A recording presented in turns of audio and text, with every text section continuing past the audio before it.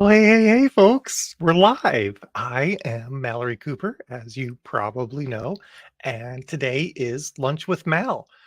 If you have never seen this before, I do this every Thursday at noon Eastern, so GMT -5, for those of you who do not know US time zones off by heart. WorldTimeBuddy.com is a fantastic website, by the way, for all of that.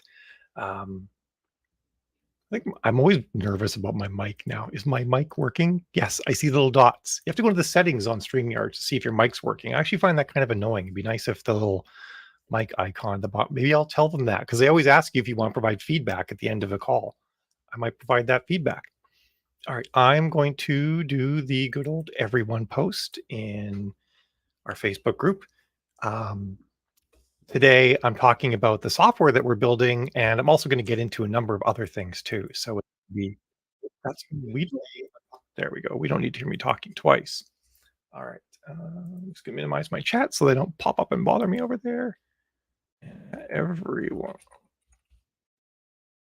everyone here talking about new software to make analyzing advertising books so much easier. There we go. Send that out into the ether, and we're ready to roll. In a world where I was a more organized person, um, I would, Jill would probably handle that part while I'm talking, but I kind of start at a random time, and Jill's never quite sure when I've started. I should send her the link though. Oh, that's on my. Nope, that's not my personal. Good. Alrighty then. So I've got that set up, and we're ready to go. Oh, got some people filtering in. How you folks? I am streaming this, by the way, on my personal profile too, which I don't usually do. But say hi if you want to when you pop on. We're doing, like I said, we're going to talk about the software called Solaris that I'm building. But in addition, we're also probably going to talk about a little bit of general ad stuff, and I might chat a bit about the AI class we had last Friday because it was awesome, and we've done some really cool things since then. Hey, Matthias, Mathis, I guess Mathis. There we go. A little bit of coffee. Lunch with Mal's consisted on my side of nuts and coffee, and that will probably be it for today because my stomach has been very upset all week. Yesterday, I did really good. I had only a smoothie during the day, two smoothies, I should say. Well, technically four because it was a lot of smoothie I made, and then I had potato chips the other day, and I failed, but it didn't set me back as far as I feared it would. Oh, thanks. I always wear this necklace, Laura. I actually I got this necklace a year and a half ago, and I have not taken it off since. Um, just cause, right? It's like it's cool and I like it. It took a while to get used to it, to like sleep with like some stainless steel around your neck. I mean, sleep with anything around your neck. But now I completely forgotten I even wear it until you just mentioned it.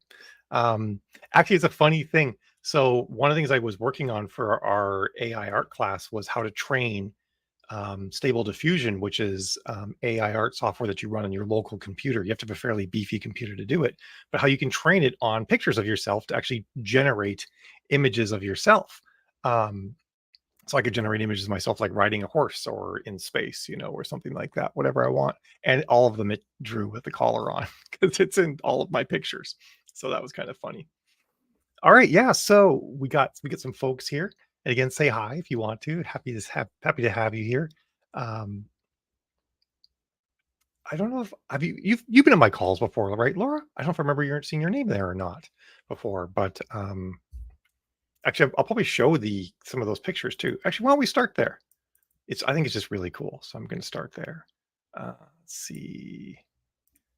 Find where I put them. I had to move everything on my computer because I ended up filling up one of my drives. I created like my Stable Diffusion installation ended up being like, oh god, what was it? It was like 200 gigs or something like that. It got big fast. All right, so I shall share this window. I'm excited about Solaris. Everyone's gonna be excited about Solaris, but we'll get there in just a second. So this is it's not like perfectly exactly me, but it's pretty good. Oh shoot, where did it go? There it goes. Now it's back. That's weird. Unless I'm like actually holding the window, it goes away. Anyway, that's one that I did of myself, and I have a couple others that I did too. Some of them are more or less like me. I didn't do like a really exhaustive training. I kind of just did a quick and dirty training, but it's pretty cool how you can actually train it to like draw yourself and stuff like that. So that's a thing. Um, yeah. So as anybody who's been around the Writing Wives verse for a while knows, we've been training authors on Facebook ads since 2019. Um, it was something that came about. Actually, it was I can't remember the guy, Brandon Ellis. I forgot his last name for a second. It was Brandon Ellis who suggested after 20 books 2019 that I actually teach a class for people, and charge money for it, and on how to run Facebook ads. And that one event sort of like kicked off um, teaching authors how to do Facebook ads and all the consulting and things we do. Before that, I kind of did get of course, my foot in the door with the Help My Facebook Ads Suck and my read through calculator spreadsheet. And I imagine a lot of you will have seen my read through calculator spreadsheet. Um, Let me actually bring it up to show anyone who's not familiar with it. Uh, Read through calculator. Share this little screen here. Share screen. All right, this is what it looks like. And some people will probably, kind of find this sort of thing a little bit scary. Can I move where my Can I move this to the right? No, I can't move where my little picture is. Oh well. Because what you have to do is you have to fill in basically on here anything in green. You put in all the numbers for your series, and then it will tell you down at the bottom here what your profit is. So anytime anyone buys book one, you make $12.47 in read through, and then in sell through. Um, I try to use the terms. I use the term for read through sometimes generically for both KU and sales, but if I'm trying to be specific, I'll say sell through for sales and read through for KU. So in this scenario, every time someone sold book one, their sell through value would be $12 and their read through value would be $28. Marcia, I'm struggling with doing it myself and having to listen to myself. On top of most people just hating their own voice already, I sort of have the transgender angle on top of that. So I think I'm just going to end up using text to speech for it. But the place that I'm using, it's so good that people have been using it. It's 11labs.com and submitting them to ACX, and ACX has been accepting them because it sounds like a person. So I think that's what we're going to go with. Unless I can somehow manage to get myself to narrate the whole thing, but it is coming, I promise. By 20 books, I'll put my stake in the ground. I'll have it done by 20 books. And so a lot of people aren't super keen on filling this in. Some people are just sort of terrified by spreadsheets. It looks like a lot of numbers. They feel like they won't be able to understand what it's going to give them. And so they just honestly don't do it. And then, of course, this just tells you what your read through is. Then you have to figure out ad profitability and determine, cost per click and how many clicks to convert and all that. And then say, like, is my read through value enough to make my ads profitable? Or is my read through too low and my ads aren't profitable? It gets to be like looking at a lot of different numbers in a lot of different places and trying to put them all together. That's what we're getting to, Heidi. So Solaris is software I'm building. I used to be a software engineer for over a decade, actually. I've built a lot of things. I've probably built somewhere between 500 and 1,000 websites. I kind of completely lost track after a while. But I've also built a lot of platforms. For example, I was responsible for building. I built a lot of it, and I did the last minute port of it for the back end for Obama's WhiteHouse.gov, for example. So our company hosted actually, it's funny. Our company hosted Obama's campaign website, Mitt Romney's campaign website, stuff for Fox News, and stuff for Al Jazeera. We were just whores. We would just take business for anybody. But when Obama was elected, of course, then we had to get the contracts in place to host WhiteHouse.gov. And on top of that, the hosting platform that we were making for him was a multi-tenant. So everybody, it would be like Squarespace. Like everybody logs into the same Squarespace or Shopify, but the White House had to have their own. They could not have the same system that everybody else logged into, and it had to be like separate and secreted away and behind on certain special servers and stuff like that. And this system wasn't built for that. So I had 2 weeks to take the system and turn it from what's called multi-tenant to single tenant. and then retool it to run in the White House special environment. And I basically spent 2 weeks in a conference room, barely going home, working on this. And on top of that, I'm a Canadian citizen, and only US citizens could have access to it once it moved on secure server. So I had to do all this work in such a way and then document it so that I could hand it off to someone else to maintain it after I built it. So got to do a lot of crazy things back in the day. But all right, I'm sorry, Vicky. I'm scaring you with this spreadsheet here that's sitting here. Hello, by the way, everybody, Carmen and Vicky and Heidi and Yasmin. Um, yeah, it's a lot to figure out, isn't it, Yasmin? So nobody wants to do this. I don't want to do this. The other tricky thing with this too is like you have to like, how do you maintain history? How do you see trends over time and stuff like that? It's hard. So what I ended up doing is I made this software called Solaris. So this is my, make sure everything's showing on screen properly here. Dun, da, da. Yeah, so this is my local development environment in Solaris. So it's got this little green bar at the top to let me know that I'm on my local development environment, sort of thing people wouldn't normally see. But it's a site system, and I've got a lot of prettying to do. In fact, my daughter, or our daughter, who's an artist, did a bunch of icons and stuff like that and graphics that I'm going to be putting in. Some of the things are here. This is a thing we actually have on our current website too, called the ad score calculator, where you basically answer some basic questions about your ads and then say like, yes or no to these different things. I have some tweaks to do in here insofar as like how the videos look. They're all pulled in from YouTube, and YouTube does not give you a lot of options for sizing things nicely. But be that as it may, it will then give you like a score as you go, and each video will explain, hey, if you got this problem, then here's what you can do to improve your score. This is going to be freely available to everybody, and I'm probably going to do work enhancing it, keeping these videos up to date and whatnot, so everybody will sort of keep getting access to this tool to just basically help you out get your ads better. But the other part is the read-through calculator. So, rather than having to fill out this terrible spreadsheet all the time, and every time like you want to do it again, you've got to like put in all of your numbers and look them up and stuff like that if you don't have the old ones still sitting around. So what Solaris does is before you can do read-through, you actually have to put your books into the system. But before you can put books into the system, you have to put your series into the system. Actually, you don't. You can choose to put standalones in as well. So I have, I've got 3 series in here, but only one series has books in it. And to add books, you just basically click add book. You put in the information. You pick if it's a standalone or if it's in a series. If you fill in the KENPC number, which is your Kindle edition normalized page count, then it knows it's in KU, and it will then give you KU features. If you don't put that in, then it knows the book's not in KU and doesn't ask you to fill in KU stuff or give you KU read through and stuff like that.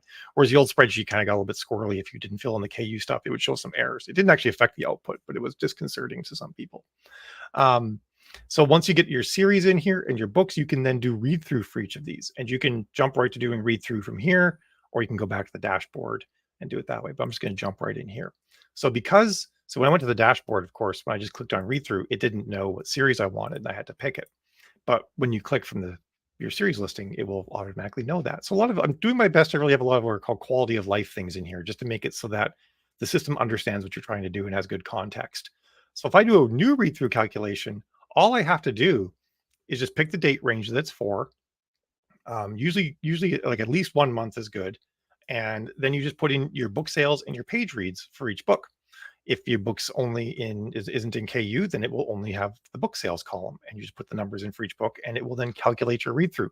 So much less to fill in, right? Than having to do that longer thing.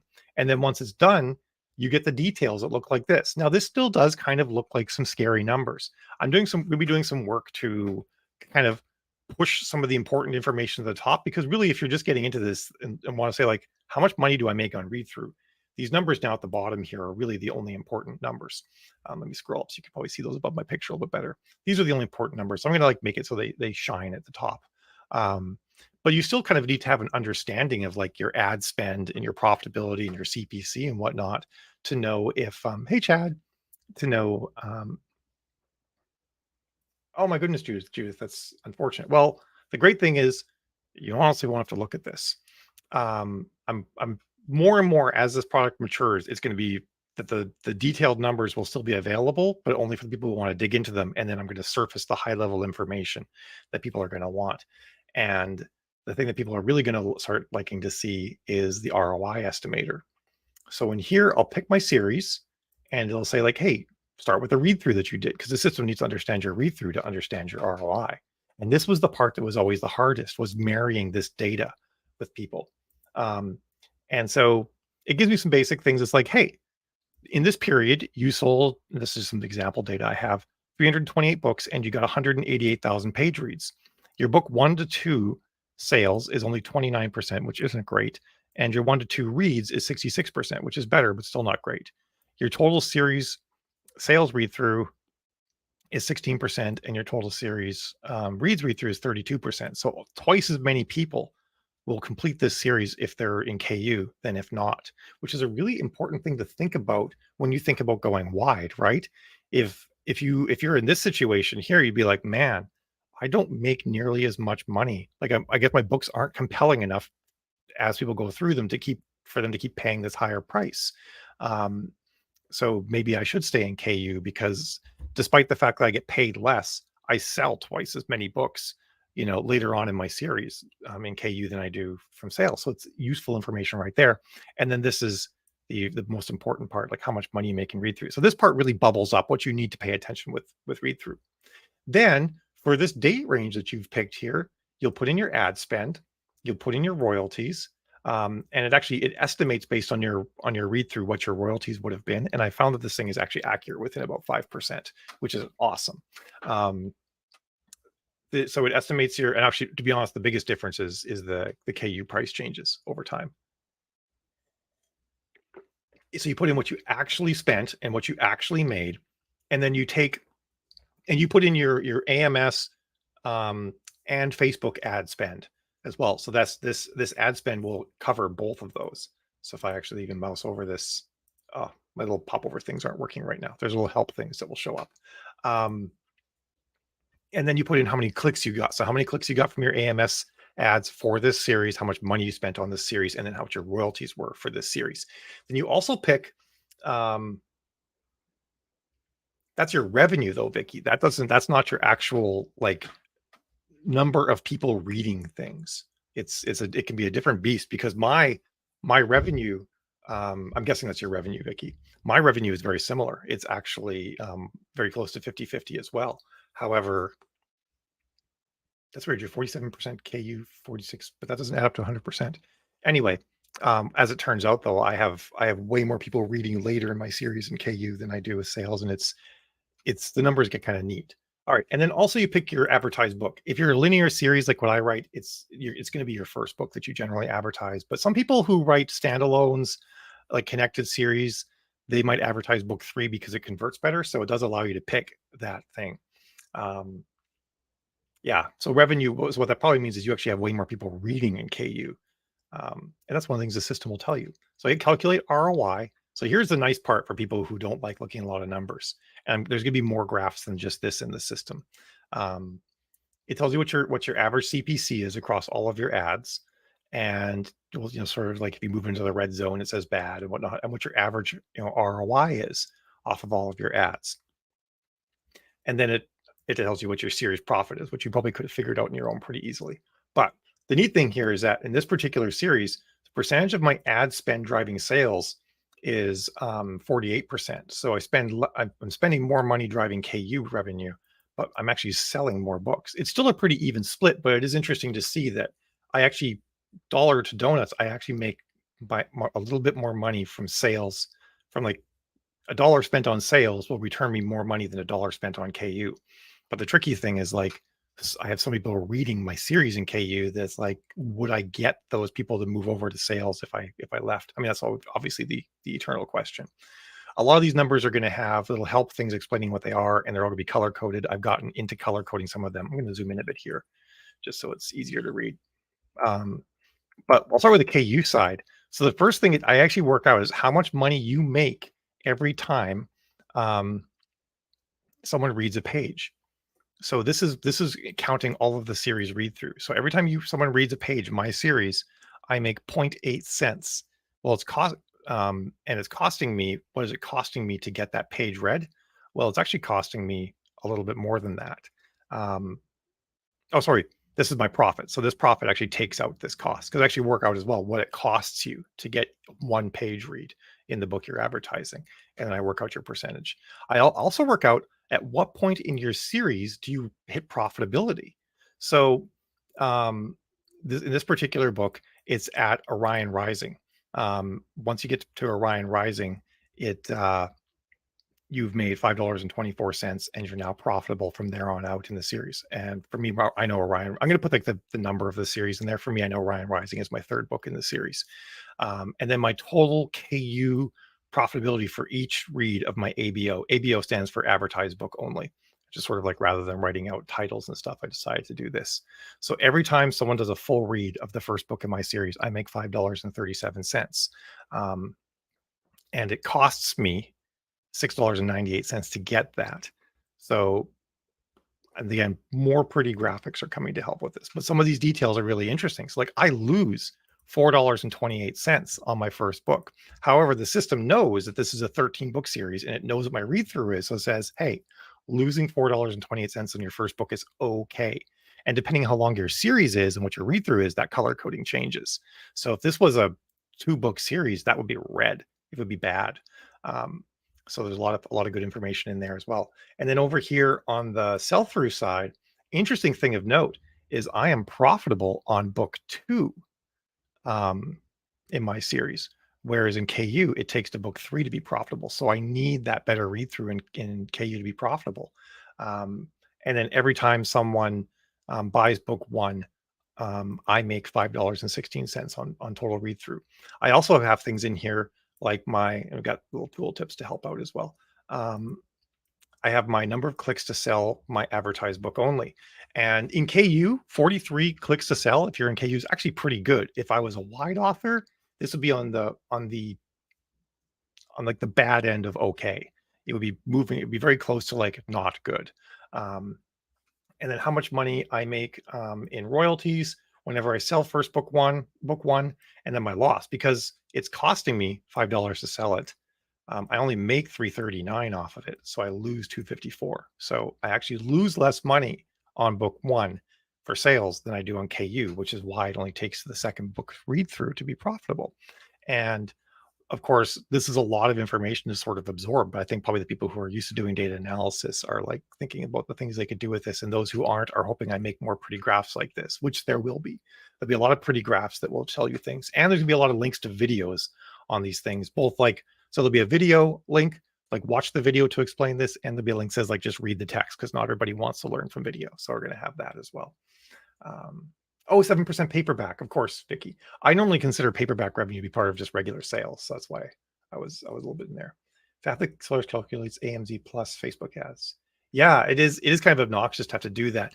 Eventually, this tool, by the way, so right now, this first phase 1 of this tool that's coming out in September will sort of just be an aggregate per series situation.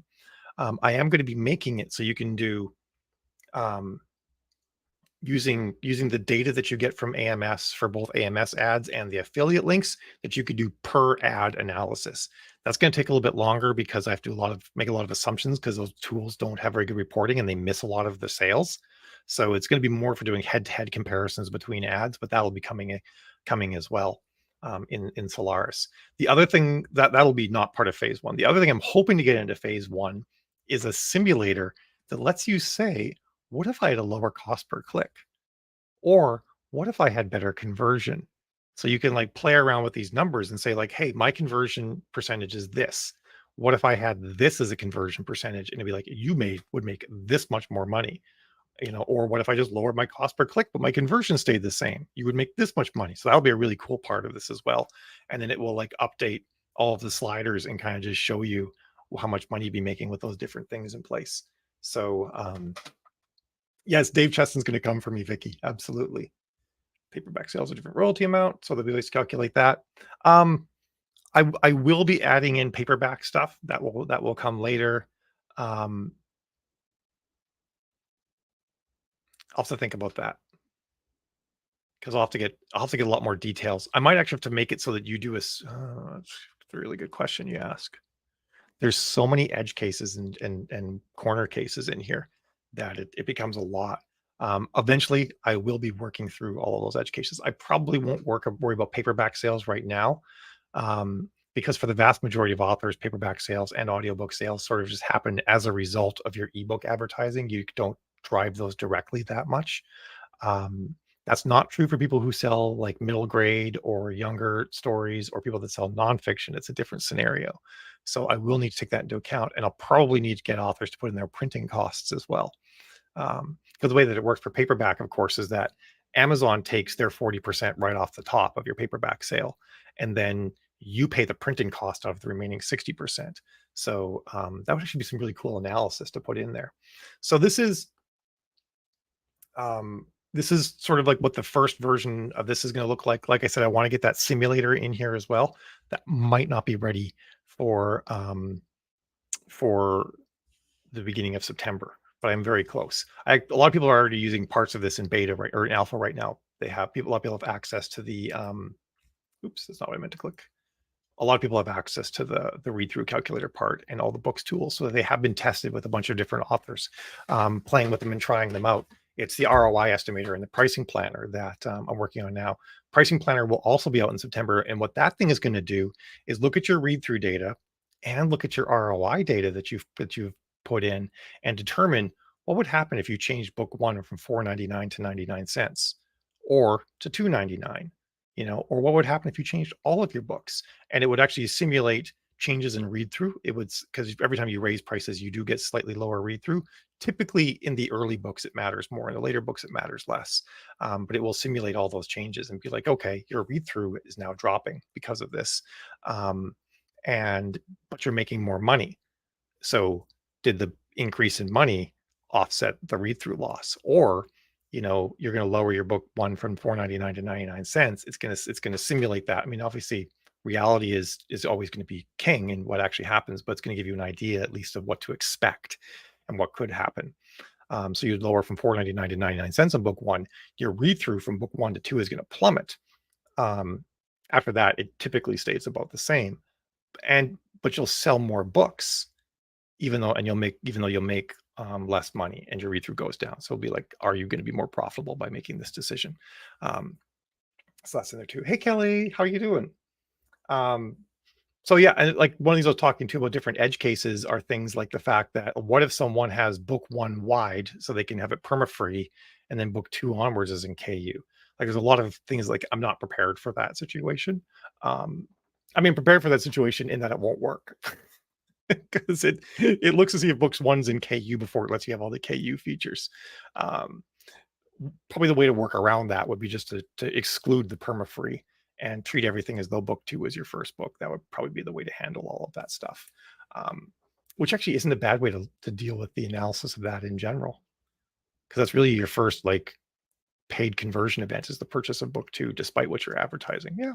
So there's gonna be a lot of ways around these things, but my goal with this is to really build it out into this full-fledged software that's going to do everything we need. So phase one is just these features that we talked about, and the access, and these features will continue to evolve. I'm going to continue to make them more robust, easier to parse, fixing bugs, all that sort of thing. But the plan for these is that you pay once and you have lifetime access to these tools.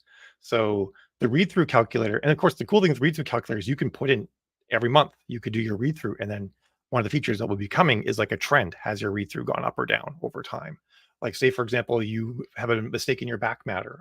It's surprising how often I work with people and there's a mistake in the back matter, either just like missing links or linking to the wrong book. All sorts of things can happen. You fix your back matter, you can look, did my read through improve? So I'm gonna be putting together graphs for that, which are gonna be pretty cool. And that will continue to be part of the read through thing. So if you get access to just the read through part, you'll continue to get new things. The read through calculator is gonna be $10 one time, lifetime access. I'll probably in the terms of service define lifetime access is like 10 years or something like that, just in case like I die and I don't want Jill to have to maintain this thing for 10 years after I die or something like that. Some sort of stipulation like that. But as long as I'm alive and kicking, it'll be up and free. And then the ROI estimator and the pricing planner will be $15 lifetime access. And if you get, we're going to do a bundle where if you want to get all three, it's $20 one time, yours forever. And like I said, I'm going to be continually improving and working on these. So it's not like you just get this static product that's the same forever. It's going to be a living, breathing, growing thing that's going to get better features and whatnot. Um, I am working on, well, I haven't started yet, but I will be working on more advanced features that will have a ongoing subscription cost. Stuff that's going to automatically pull reports from all the different supply vendors. So going to pull retailers. So it's going to pull reports from the retailers. It's going to pull reports from the advertising side of things, and it's going to merge it all together automatically.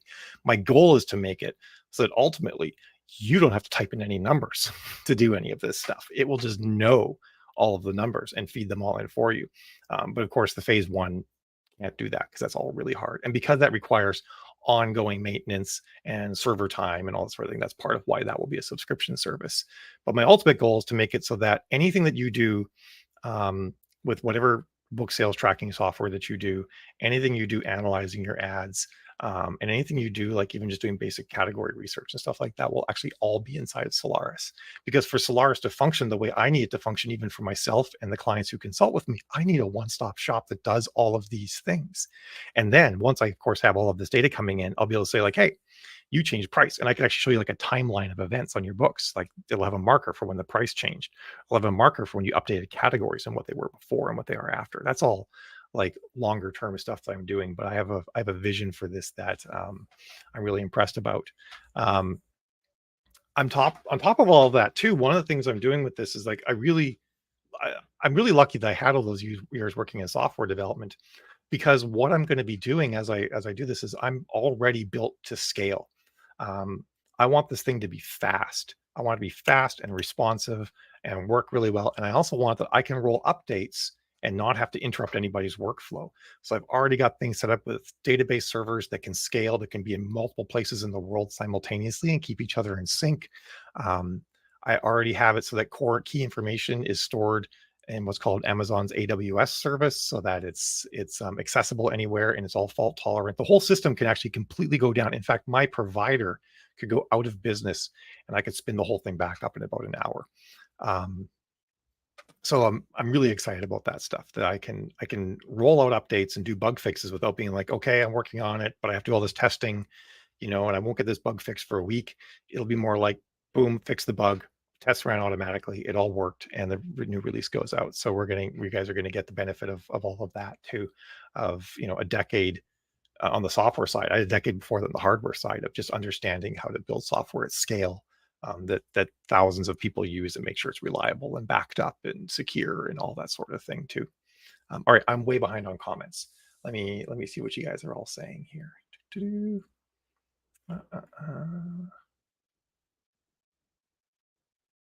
Oh my good, squirrels are the worst. Goodness, Kelly, squirrels are the worst, both the ADHD ones and the real ones. I agree wholeheartedly. This is all web-based software, Yasmin, so it'll work anywhere, including on your phone. In fact, let me share my screen here again. Let's see how well this works on the stream. So as I scale it down, the system is responsive, and will adjust itself accordingly. I've not actually tested this page to see how well it works with responsive, but it should be pretty good. So this is the ROI estimator. Let me load it up with all of the data. Look at that. Here it is, how it would look on a phone. I probably have to deal with a little bit of font sizing and stuff here. I probably need to make it so these two sections stack instead of are side by side on the phone, but it's going to work everywhere. That's my goal, is that out of the box, this system will work everywhere, for everyone. So, I mean, unless you're using like an ancient version of Mozilla browser or something like that, I'm sorry if that's the case, but otherwise it's going to work for you. All right. Yeah, Yasmin, my goal, for this initial stuff, like this $20 one-time fee, I think that's like a no-brainer. And that's kind of my goal, was to price it at no-brainer price. So that anybody who needs access to this stuff, wants this data, it's like you'd be, if you value your time, you'd spend more time doing this manually than you would do it using my system. Financially, like it would just cost you time. So $20 is like easy. I'd love to have like everyone using this, so that when we talk about our numbers, we could all be sort of talking about the same numbers. Um, and I also plan on actually taking my core calculations. I've already done this with a few people, but I'm probably going to run them past more people in the community to say like, hey, do you spot a fault in my logic here? Part of the tricky thing too is we have to make some assumptions about things because we don't know for sure. Like for example, we sort of assume in a linear series that everybody that read the series read linearly, but what if some people don't, right? Or you're like in romance and you're advertising, even if you're advertising book 1, how do you know that everybody read book 2 next? What if some people go read book 3 next because book 2 didn't look interesting? That totally happens.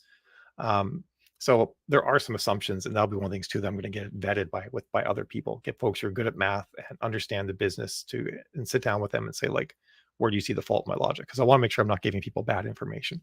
Luckily, I've worked with so many authors and I've seen so much data. Like I've worked with, at this point, well over 500 authors personally, like looking at their data on top of all the authors I've worked with, where I'm not doing deep analysis on all of their data. So I have a fairly good understanding of what's important and how to process it. And the subscription software will be more. It's going to have tiers. So depending on what you want, you don't have to buy the whole thing. So there'll be baseline tiers. There'll be about as much money as Book Report, and we'll give you, I think they'll actually give you more information than Book Report does. And there'll be some higher end tiers that will give you all sorts of things, because I plan on making this work for wide authors too. So it's going to be Book Report plus wide, right? Plus all this ad analysis and marketing analysis. I want to make it ultimately too, so it even takes into account like you had a book club. What did this do? It's going to get pretty exciting. But yeah, so the baseline subscription package will be about what Book Report or Author Helper Tools is. And then there will be some higher end ones that are going to have a lot more power to them. There'll be more money. I can't imagine anything being up over $50 a month though, even for like the super high end, ultimate analysis tools and stuff like that. All right, so what else we got here?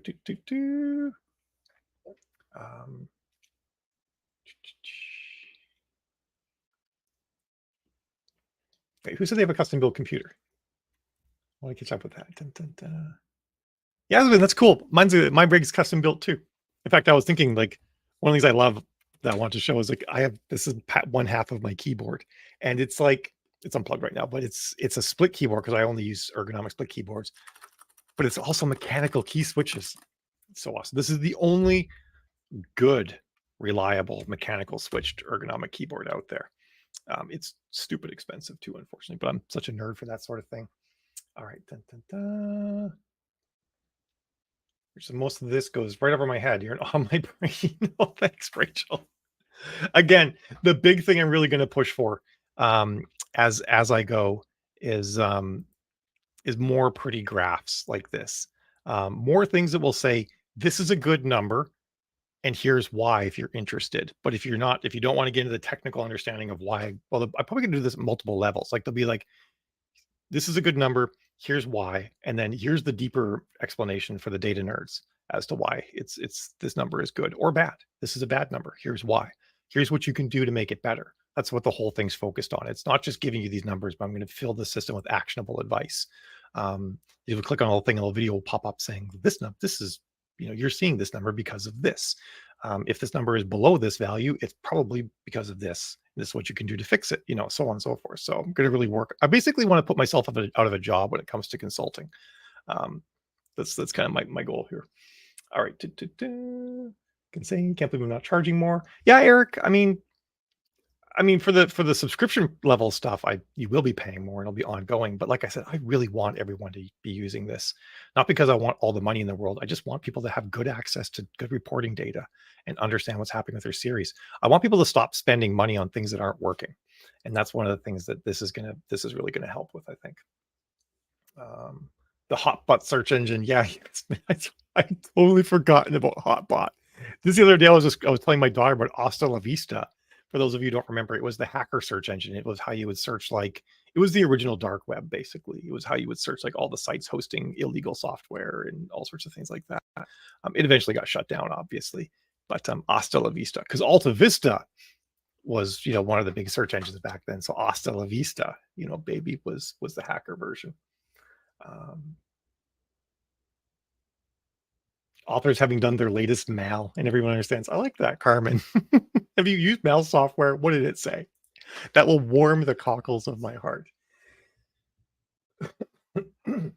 Pardon me. Yeah, you're right, Danica. Sometimes you do read series non-linearly, especially the way that Amazon's listing series right now. They're doing this thing now where sometimes they skip a book in the series when they're doing the series listing. It's infuriating. All right. Yasmin says time saving is huge. Yeah, you're absolutely right, Yasmin. You can totally just, not only just doing it wrong makes it take 3 hours, but what if you didn't realize you did it wrong? And then you base decisions off of that. Whoops, off that wrong information. I just slammed my knee into my desk. Ow. Yeah, of course, like Jill said, pass it on to other people. Stay tuned because there'll be more information coming as well. And this is going to be, one of my major projects over the next 1 to 2 years, possibly even further, depending how it goes. But it's going to be like a one-stop shop for everything that you need, and it's going to tie it all together. It's going to be like, look, you changed this thing. We did this. We estimate that if you improved your categories, you might be able to get an orange tag based on your current sales history. Like I have like a never-ending list of cool features I want to add.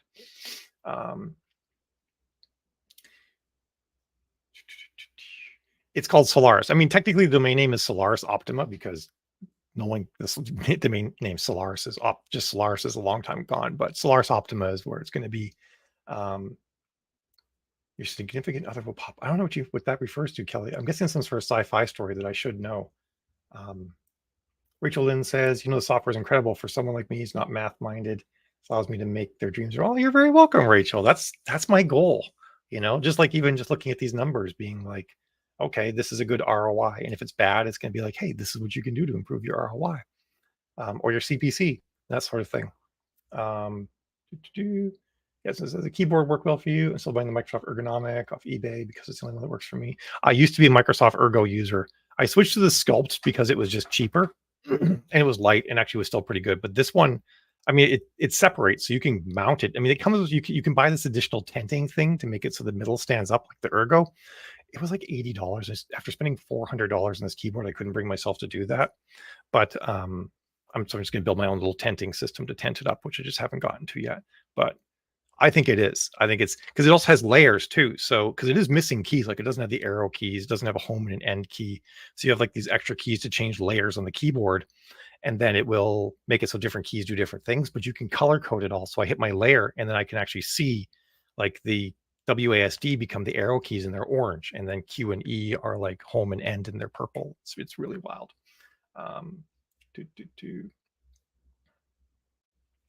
Awesome, Kelly. I'm glad that you think it'll be helpful. We are making a page. In fact, I think Jill if Jill didn't put the link up, hopefully she does. If not, I'll try and find it. Here it is. Here's the link. If you go here, you can fill out this form, and then it will. Oh, that's only putting that on. Oh, Jill's already put the form in. Well, I just added it to YouTube. That way you can get in and be notified when this becomes released, which will be probably in about 3 weeks. The pricing planner won't take me that long to do, and then I just have to do the e-commerce part of it, which isn't super hard because I'm going to use Stripe for most of it, but I just have to make it so that Stripe says, hey, they actually paid, and then I give them the right access. But I've already built the whole access system. Oh, another cool thing, because cool things abound. It's going to support Teams, so you can actually give your PA or VA access, or your co-author. You can give your co-author access, and then they can have access to all the same data, and they can have viewer access or editor access. So you can say like, well, if you load up Solaris, I did this read-through calculation and you can see XYZ, and they can load it up too and look at that as well. And you don't have to like be giving your main access away to everybody. You have this whole team thing. If you're working with like a company doing your ads for you, like us, you can grant that company access, and then they can look at your ad data too. It's going to be game changing in so many ways.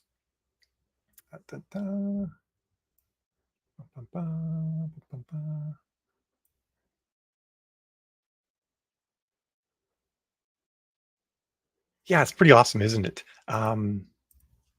I'm just gonna look. This is for Yasmin. Nobody else cares about this. Hey, maybe you do. There you go, Yasmin. I have the one on the left. that doesn't have so many keys under the thumbs. One of the things too that I'm super particular about with my keyboards is a lot of like the Elite Gamer keyboards. They're like this one on the right, where the keys are aligned vertically, and like the Ergo is a popular mechanical split keyboard, but they have the keys aligned vertically like this. And I've been typing for eons. I don't go straight up from D. I go straight up to the left from D because my hand curves. Like when my fingers are on an axis. That's why the D, E, and the C, if you look on the keyboard on the left, are not straight up and down from one another.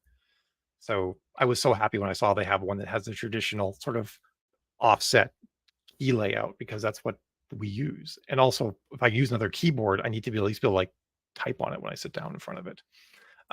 Anyway, that's a whole different situation. So yeah, so I'm really stoked, and I'm glad you guys all are as well.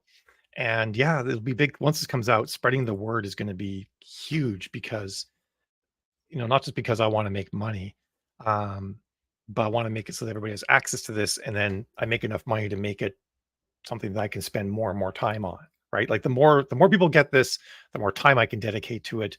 Ultimately, hiring an additional developer, hiring a QA person, hiring a testing team. Like I want to turn this into like a full size software organization where we get to do everything right. And so the more people that I can sell it to, the more money we put back into it and build into an even better piece of software. And then ultimately make it so that I don't have to. I mean, I like doing one-on-one consulting, and I still will keep doing it, I imagine.